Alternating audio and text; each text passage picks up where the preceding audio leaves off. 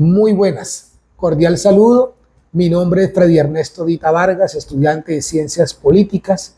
Ahorita estoy viendo el curso Derecho Constitucional Colombiano 1. El tema, antes de entrar en materia, quiero hacer un pequeño resumen de cómo fue nuestra evolución de nuestra Constitución Política, que marcó un hito en el año de 1991, la Constitución Política, que fue bastante influenciada por el constitucionalismo europeo y el constitucionalismo latinoamericano, reflejando el principio social de derecho, en los derechos fundamentales, la democracia participativa y su promulgación. Todo esto se desarrolló dentro de un contexto sociopolítico en lo que hubieron muchas crisis institucionales, mucha violencia, y lo que se buscaba con esto era una nueva forma de participación en la política en nuestro Estado colombiano. Ahora sí, entrando en materia, respecto del caso del alcalde de la localidad de Usme, que tomó la iniciativa de desalojar a un grupo de familias que llevaban más de 10 años viviendo en ese bien fiscal. Cuando hablo de bien fiscal, estoy hablando de un bien que le pertenece al Estado, en el cual el alcalde tiene proyectado ahí construir un proyecto de vivienda de interés social. En este caso, y según nuestra guía de aprendizaje, ¿cuáles fueron los derechos que se violentaron? En este caso, en nuestro derecho constitucional están los 3 tipos de derechos. Estamos hablando del derecho individual, del derecho asistencial, o también conocido como el derecho social, y está el derecho colectivo. Evidentemente logramos en este caso, y como lo comenté en la participación en el foro, en mi segunda participación, cabe anotar que uno de los derechos violentados individuales fue el derecho al debido proceso.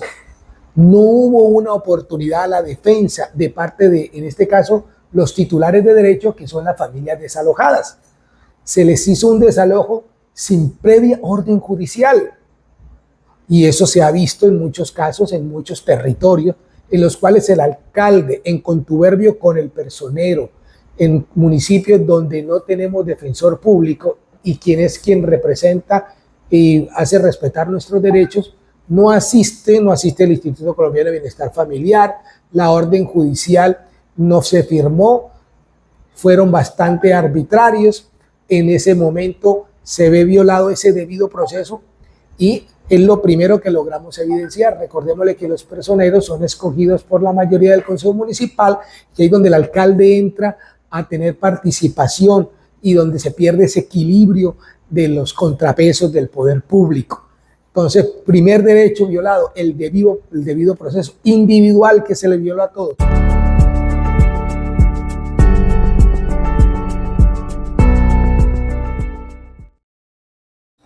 Bueno, otro derecho que logramos identificar que fue vulnerado, y precisamente por el desconocimiento o la no aplicación, en este caso del gobernante de turno, del principio de la confianza legítima que hay y debe existir y coexistir entre el Estado y sus gobernados, en el cual, en materia de desalojo de viviendas, de personas, en este tipo de situaciones, se le debe proteger ese derecho, ya que está contemplado en nuestra Constitución.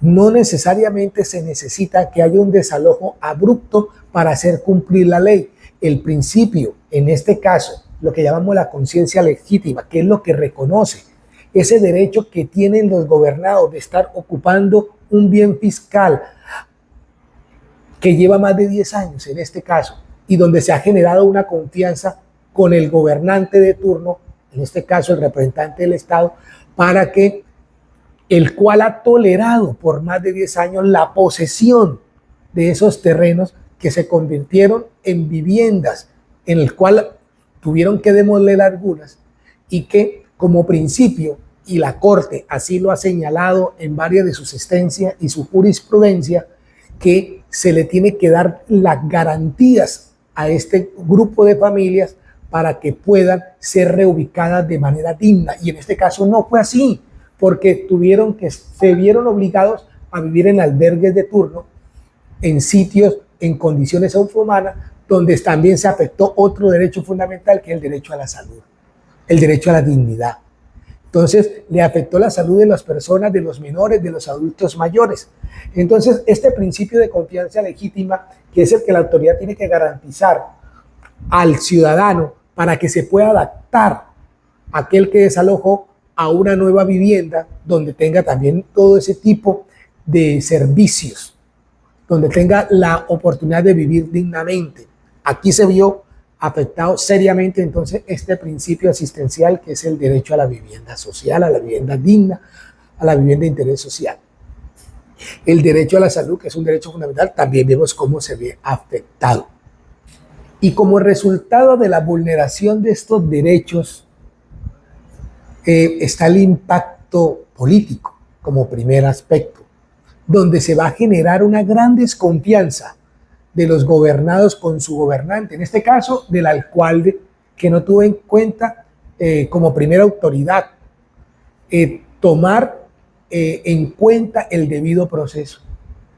Ya viene la desconfianza, ya no van a creer en sus instituciones, ya va a haber una especie de anarquía, no quieren seguir las directrices, ni los proyectos, ni los acuerdos, ni los decretos que emita el señor alcalde, y esto va a generar una gran crisis de tipo político. De otro aspecto en el cual va a generar un gran impacto es en el aspecto jurídico. ¿Y por qué? Llegan las demandas, llegan las acciones de tutela. Y como hay muchas evidencias y hay muchos antecedentes en los cuales se mencionó anteriormente cuando hablamos de las sentencias de la Corte, una de las cuales hace referencia al tema de al tema de materia de vivienda. En este caso, para ser más exacto, la sentencia T427 del 2021, donde el principio de confianza legítima y en materia de vivienda se ve totalmente afectado, y donde no se tuvo en cuenta este principio. Entonces, ahí donde está la cosa, ahí donde están los abogados, donde aparece entonces la oportunidad, porque se configuró un delito por parte del mandatario de turno por violar tres derechos. Entonces las demandas vienen, y esta demanda por lo general le acarrean un gran deterioro al patrimonio del municipio. Otro aspecto fundamental que tenemos que revisar aquí, y es el aspecto social. El aspecto social y de seguridad, ya que estas personas que han sido desalojadas y que han sido obligadas a vivir en ambientes insanos, el niño no puede ir a la escuela en esos días porque no tiene ni siquiera dónde bañarse, empieza la deserción escolar, empiezan los problemas de salud, un impacto ambiental, donde las necesidades empiezan a hacerla en los escenarios públicos, porque a veces van a invadir los parques o sitios conocidos como de reserva forestal, en este caso bosques para la diversión y el esparcimiento, en los colegios, los coliseos, los polideportivos. Este tipo de impacto que ha generado una mala praxis de la política, una mala praxis del gobernante de turno para poder hacer las cosas en derecho. Y otra situación en tema jurídico, económico, social, está el tema ambiental.